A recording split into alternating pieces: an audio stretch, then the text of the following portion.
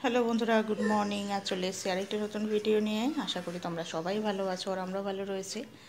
আর এখন বাজে 9:30 বাজে। এই যে দেখো, ছেলে ঘুম থেকে উঠতেই পারছে না, উঠতেই পারছে না, এত অলস হয়ে গেছে একদম। ও বাবালি, খুব অলস হয়ে গেছে শরীর, খুব অলস হয়ে গেছে।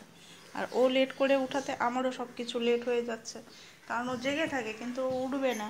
আর আমাকে ওকে একদম টেনে নিয়ে ওকে শুইয়ে রাখবে, এমন অবস্থা। চলো ওঠো, গুড মর্নিং বাবা। উলি বাবা, উলি বাবা, উলি বাবা, উলি বাবা, ওঠো ওঠো। উঠতে পারছো না? দাঁড়াও, মাম্মাম কোলে নেবে, দাঁড়াও দাঁড়াও। ছেলের তো সকালে খাওয়া দাওয়া হয়ে গেছে, এবার আমরাও খেয়ে নিচ্ছি। এখানে ভাত, শাক ভাজা, আলু ভাজা আর একটা মিক্সড ভেটের তরকারি আছে।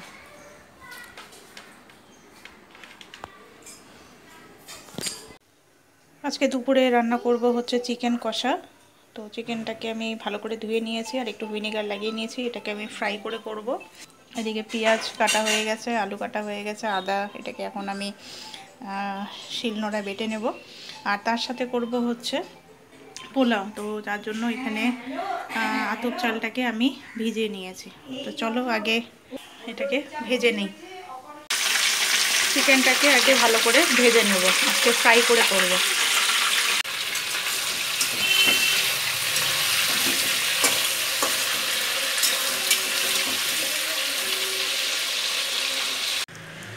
মাংস ভাজা হয়ে গিয়েছে আমার। এবার হচ্ছে আমি দিয়ে দেবো হচ্ছে তেজপাতা, আর তার সাথে দেবো হচ্ছে এলাচ আর দারচিনি। এবার আমি দিয়ে দেবো কেটে রাখা পেঁয়াজটা, ভালো করে নেড়ে নিই। পেঁয়াজটাকে লাল করে আমি ভেজে নেব একদম। চলো ভাজা হতে থাকুক। এবার আমি আদা আর রসুনটাও এর মধ্যে দিয়ে দেবো। ভালো করে মশলাটা নেড়ে নিই।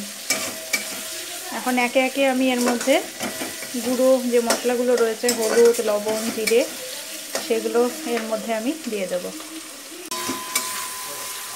এর মধ্যে আমি সমস্ত গুঁড়ো মশলা, টমেটো আর কাঁচা লঙ্কাটাও দিয়ে দিয়েছি। এবার আমি মশলাটাকে ভালো করে কষে নেব, আস্তে আস্তে কষতে থাকি। ভেজে রাখা মাংসটা আমি এখন মশলার মধ্যে দিয়ে দিলাম। মশলাটা কিছুটা পরিমাণে কষানো হয়েছে। এবার মাংসটার সাথে ভালো করে মিশিয়ে নিয়ে আস্তে আস্তে আমি মাংসটা কষাতে থাকি ভালো করে। মাংসটা কষানো চলছে। আর এদিকে এই যে ছেলে খুব দুষ্টামি করছে। এই কি দুষ্টামি করছে ও! মাংসটাকে আর একটু ভালো করে কষিয়ে নিই, তারপরে তখন ফাইনালি জল দেবো এর মধ্যে।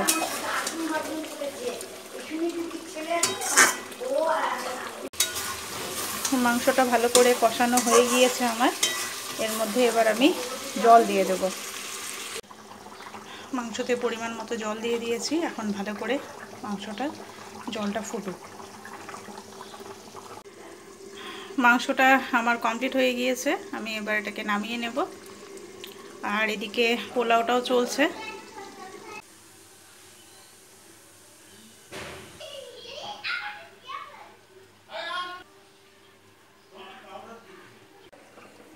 এবার আমি এর মধ্যে এখানে পোলাওটা বসিয়ে দিয়েছি। তো প্রথমে এখানে ঘি দিয়ে দিয়েছি, এরপর দিয়ে দেবো হচ্ছে দারচিনি আর হচ্ছে এলাচ।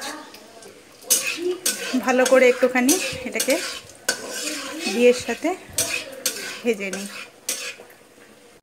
এবার এর মধ্যে আমি তেজপাতাটাও দিয়ে দেব, আর তার সাথে ভিজিয়ে রাখা কিশমিশগুলো এর মধ্যে দিয়ে দেব।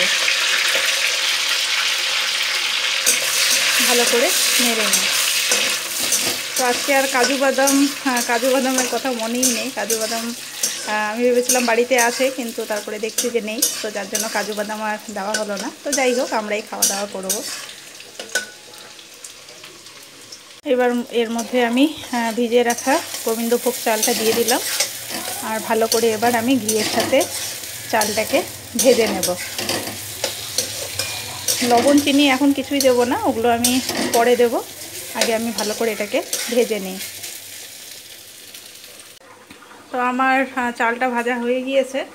তো আমি এই বাটি দিয়ে 1.5 বাটি চাল নিয়েছি, তো এই বাটি দিয়ে এখন 3 বাটি জল এর মধ্যে দিয়ে দেব।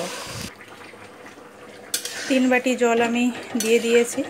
তো পোলাওয়ের ক্ষেত্রে একদম মেজারমেন্টটা ঠিকঠাকভাবে করতে হবে, না হলেই পোলাওয়ের মধ্যে একটুখানি গন্ডগোল হয়ে যায়। আর যেহেতু গোবিন্দভোগ চাল, তো দেখা যাক, মেজারমেন্ট তো আমি ঠিকঠাকভাবেই দিলাম, তো আমারটা ঠিক কেমন হচ্ছে।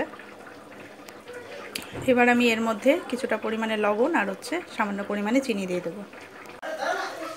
আর এদিকে পোলাওটারও ঢাকনাটা সরিয়ে নিলাম, ভালো করে নেড়ে নেড়ে রাখি, নাহলে নিচের দিকে লেগে যাওয়ার একটা সম্ভাবনা থাকে।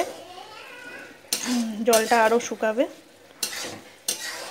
একটু নেড়ে নিয়ে আবার হালকা আছে ঢাকনা চাপা দিয়ে দেব।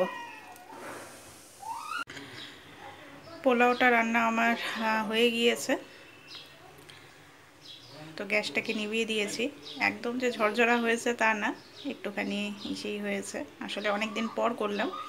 তো যাই হোক, নেক্সট টাইম আবার ঠিকঠাক হবে। দুপুরে রান্নার পর থেকে আর ভিডিও সেইভাবে করা হয়নি। তো সবাই খাওয়া দাওয়া ভালো করেই করেছে, রান্না নাকি ভালো হয়েছে। তো আমিও খেয়েছি, আমারও ঠিকঠাকই লেগেছে। ছেলেও খেলেও খুব আনন্দ করে আর কি। হ্যাঁ, বাইরে এখন প্রচণ্ড বৃষ্টি পড়ছে, আর এত শরীর ক্লান্ত লাগছে। একটুখানি বাইরে বেরিয়েছিলাম, একটু দরকারি কাজ ছিল। তো যাক গিয়ে আমি বৃষ্টি হওয়ার আগেই চলে এসেছি।